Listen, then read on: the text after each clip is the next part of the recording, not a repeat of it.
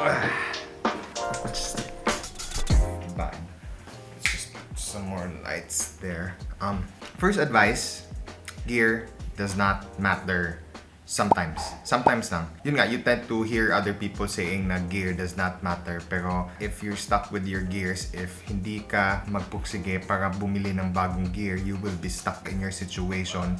You will be content. New gear equals new inspiration, new motivation, new discovery of anong kakayanan mong gawin in the long run, di ba? I would disagree with people who are saying na gear does not matter. Since I was there, I was stuck in my phone for a year or so. Well, it is nice, pero if you're looking for a cinematic film, cinematic type of approach, your phone would sadly won't do. I bought a camera and from there, I got to experiment, try new things with this camera, and it progresses from time to time. Bibili ka ng lens, bibili ka ng accessories, bibili ka ng gimbal. So buying new gears is also an investment to yourself of being better in the long run. Bagong gear, bagong alam, bagong learnings, new discovery. So gears does not matter sometimes. That was advice number 1 by a beginner. I forgot to do my intro. Mamaya na lang.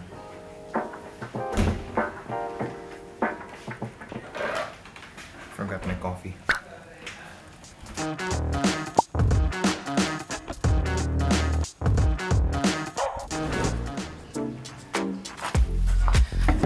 Advice number 2. This is a marathon, not a sprint. What I'm trying to say is, huwag kang magmadali. It's a matter of practice. It's a matter of being consistent. Because if you're afraid to fail, well, that's normal kasi beginner ka pa. So, be patient na lang. Be consistent on uploading once a week or once every 2 weeks. And eventually, you will get there. Basta, yun yung advice ko. Huwag kang magmadali. Because I've been there. I've done sub to sub. I've done some paid advertising and whatnot just to get monetized. Pero it is not all worth it. Hiningal ako sa rampa ko. Ang layo kasi. That's the most common mistake na ginagawa ng mga beginners ngayon is they're trying to pressure themselves to upload, to do videos para lang ma-monetize. If gagawin mo yan is you're not gonna have fun anymore. Advice number 2, this is not a sprint. This is a marathon. Ang ingay ni Bugat. Advice number 2, this is not a sprint. This is Bugat. Again, that was for my second advice. This is not a sprint. This is a marathon. Huwag kang magmadali.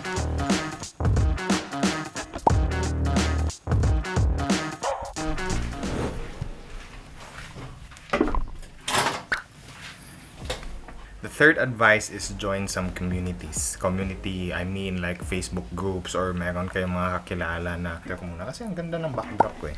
So yeah, that's number 3. Advice from a beginner. Join some community groups. Look for some communities or groups na you are serving the same interest of filmmaking and whatnot. Per se, in my case, I have found Raska, I have found the Bisda Creatives, I have found Raska, and of course the Dope Squaa. And it helped me a lot, especially when it comes to motivation or inspiration. Sila yung nagbibigay ng ideas and nag-a-advise din naman. And of course, accept some critics because that's the most important thing of joining Facebook communities or groups na maghingi ka ng critic so you would know where you should improve. Learn from them. Do not be insecure of what they're doing kasi there's some na even I admittedly tend to be insecure or discouraged kasi ang gagaling nila and I'm not gonna be like them. Pero no, take that as an inspiration, as a motivation to be like them or even better than them or even the best. Join some Facebook communities and find some friends. Ang ingit na lang ng mga aso. Ang daming aso dito sa amin. Like, grabe, ang dami talaga.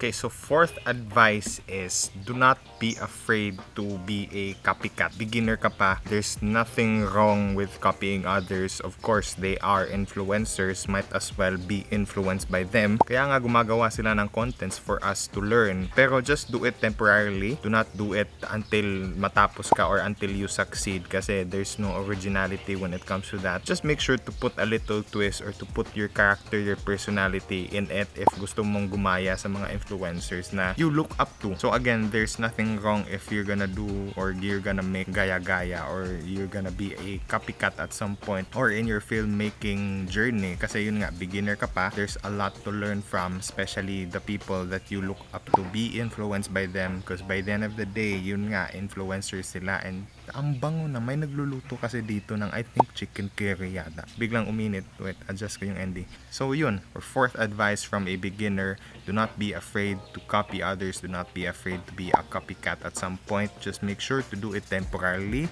until you discover ang init.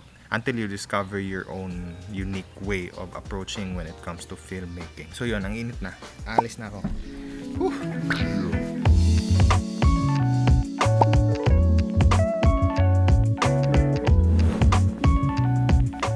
Yung kape ko.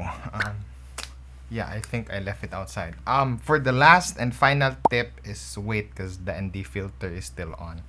Let me just get that kasi transition in 3, 2, 1.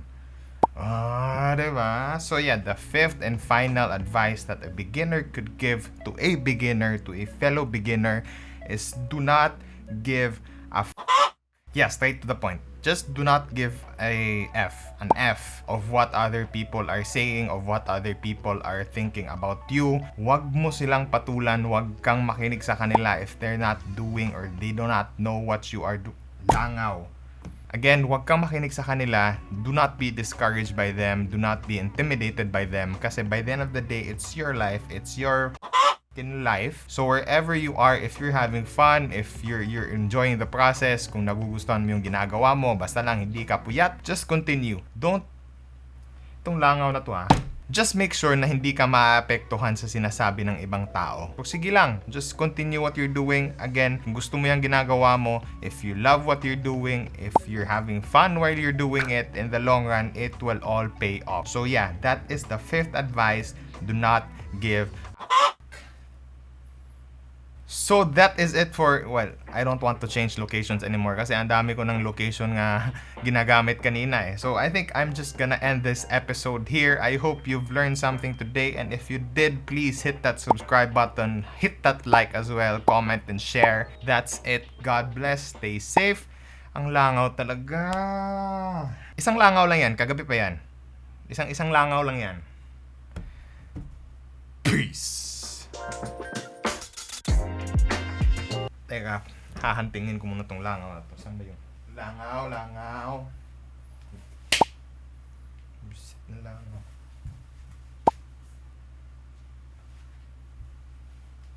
Ngayon, natapos na ako. Hindi na siya nagpapakita. Peace! I did peace already.